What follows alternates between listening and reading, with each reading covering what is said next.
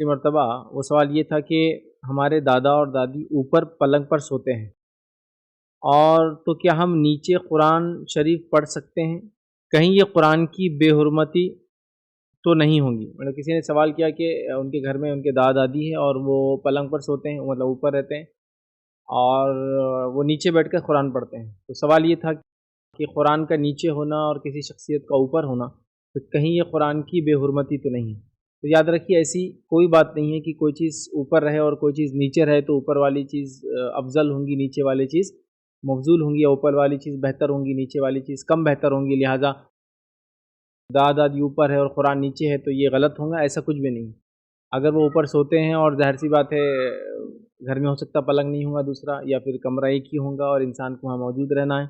اور اوپر بیٹھنے کا مسئلہ ہے، تو بہرحال بالکل وہ نیچے بیٹھ کر قرآن پڑھ سکتے ہیں، اس میں شرعاً کوئی مسئلہ نہیں۔ اس بات کا بہرحال خیال رکھا جائے کہ قرآن ایسی جگہ نہ رکھا جائے جہاں دادا دادی کا یا پڑھ رہے ہو یا پیر لگے وغیرہ۔ اگر ایسا مسئلہ نہیں ہے، وہ اپنی جگہ اوپر سو رہے ہیں اور آپ اپنی جگہ نیچے بیٹھ کر قرآن پڑھ رہے ہیں، تو اس میں شرعی کوئی برائی نہیں ہے کہ آپ نیچے قرآن بیٹھ کر پڑھیں، کیونکہ کسی چیز کا نیچے ہونا اس کے مفضول ہونے کی علامت، ایسا لوگ سمجھتے ہیں، کمتر ہونے کی علامت بالکل بھی نہیں ہے۔ اگر ایسا کچھ ہوتا تو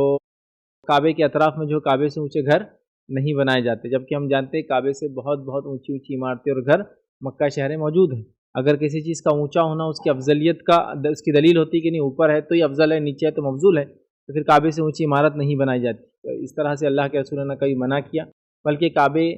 کے اوپر چڑھ کے حضرت بلال رضی اللہ نے اذان بھی دی تھی۔ حالانکہ کعبہ تو ظاہر سی بات ہے ہمارا قبلہ ہے، پھر بھی اس پہ چڑھے تھے، تو لہٰذا اس سے پتہ چلا کسی چیز کے اوپر ہونے اور کسی چیز کے نیچے ہونے سے اوپر والی بہتر، نیچے والی کمتر، ایسا نہیں ہوتا۔ لہٰذا بہت ساری بار یہ مسئلہ، یہ سوال لوگ پوچھتے ہیں کہ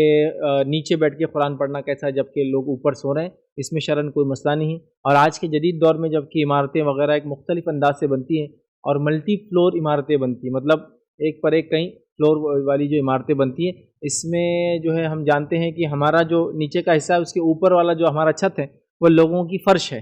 لوگ اس پر چلتے پھرتے ہیں۔ تو اگر اوپر نیچے کا ویسا مسئلہ لیا جائے کہ پلنگ پر ہے تو نیچے نہیں پڑھ سکتے اس لیے کہ قرآن نیچے وہ اوپر ہو رہا ہے، تو پھر بلڈنگ کے اوپر جو لوگ ہیں، ظاہر سی بات ہے آپ کی فلور سے اوپر ہے، وہ تو آپ کے سر پر ہے،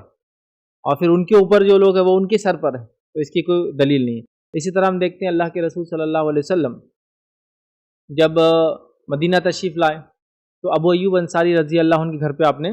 رہنے کا ارادہ کیا، چونکہ اللہ کے رسول نے فرمایا تھا میری اونٹنی جو ہے قصوہ جہاں بیٹھیں گی میں وہیں رہوں گا، کیونکہ اللہ اس کو جو ہے رہنمائی کریں گا۔ اور وہ جا کے ابو ایوب انصاری رضی اللہ عنہ کے گھر کے سامنے بیٹھ گئی۔ ابو ایوب انصاری رضی اللہ عنہ جو ہے انہوں نے کہا، اللہ کے رسول صلی اللہ علیہ وسلم سے کہا کہ آپ گھر کے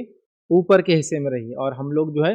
نیچے کے حصے میں رہیں گے۔ نبی اکرم صلی اللہ علیہ وسلم فرمایا نہیں، وہ لوگ اوپر رہتے تھے، ان کا نیچے 2 فلور تھا، مطلب فرسٹ فلور اور گراؤنڈ فلور۔ تو اللہ کے رسول صلی اللہ علیہ وسلم فرمایا نہیں، میں جو ہے نیچے رہوں گا، تم اوپر رہو۔ وہی ان کے ذہن میں وہی بات تھی کہ افضل شخصیت نیچے کیسے رہ سکتی؟ افضل شخصیت تو اوپر رہنا چاہیے، یا پھر نبی کا نیچے ہونا اور ہمارا اوپر ہونا یہ تو ان کا احترام کے خلاف ہوں گا، چونکہ نبی نیچے رہا اوپر، اس طرح سے انہوں نے سوچا۔ نبی اکرم صلی اللہ علیہ وسلم نے کہا نہیں رہو، لیکن ہوا یہ کہ ابو ایوب انصاری رضی اللہ عنہ ان کی اہلیہ اتنا ڈرتے ڈرتے رات میں چلتے پھرتے اٹھتے بیٹھتے، کہیں رسول اللہ صلی اللہ علیہ وسلم کو ان کے وہ چھت پہ کام کرنے کی آواز سے نیچے تکلیف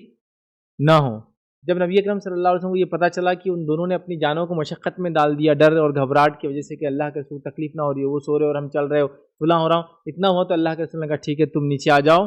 میں اوپر چلا جاتا ہوں۔ ٹھیک ہے، تو اللہ کے رسول کئی زمانے تک نیچے رہے، پھر اس کے بعد اوپر گئے۔ یاد رکھیے، اس لیے کہ ابو ایوب انصاری رضی اللہ عنہ کو تھوڑا سا فکر ہو رہی تھی کہ اوپر سے آوازیں آتی ہیں، اور ظاہر سی بات ہے وہ لکڑی کے گھر ہوا کرتے، لکڑی کے گھر میں اوپر کوئی چلے تو نیچے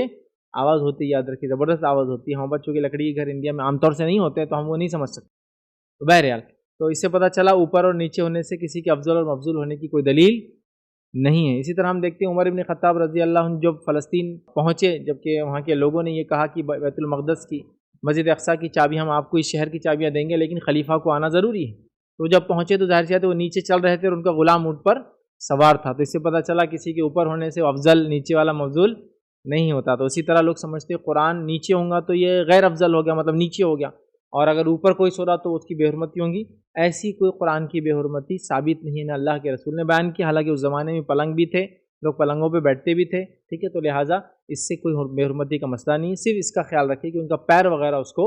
نہ لگتے ہو، اگر ایسا مسئلہ نہیں ہے انشاءاللہ عزیز تو آپ کا نیچے بیٹھ کر قرآن پڑھنا، اور کسی کا دادا دادی، کسی بیمار کا، کسی صحت مند کا، کسی سونے والے کا، کسی جاگنے والے کا اوپر بیٹھنا اس سے انشاءاللہ عزیز آپ کے قرآن پڑھنے پہ کوئی فرق نہیں آئے گا، نہ اس کی حرمت پر کوئی فرق آئے گا، سوائے اس کے کہ آپ پیر لگنے کا یا اترتے اور چڑھتے وقت قرآن ایسی جگہ نہ رکھے کہ کوئی شخص پلنگ پہ چڑھ رہا اور اس کو لگ جائے، یا کوئی شخص پلنگ سے اتر رہا اور اس کو نہ پتا ہو قرآن ہو اور وہ لگ جائے، تو بہرحال اس کا احتیاط کرے، ورنہ انشاءاللہ عزیز اس کے کسی کے اوپر سونے اور قرآن کے نیچے ہونے یا پڑھنے میں انشاءاللہ عزیز کوئی حرج نہیں ہے۔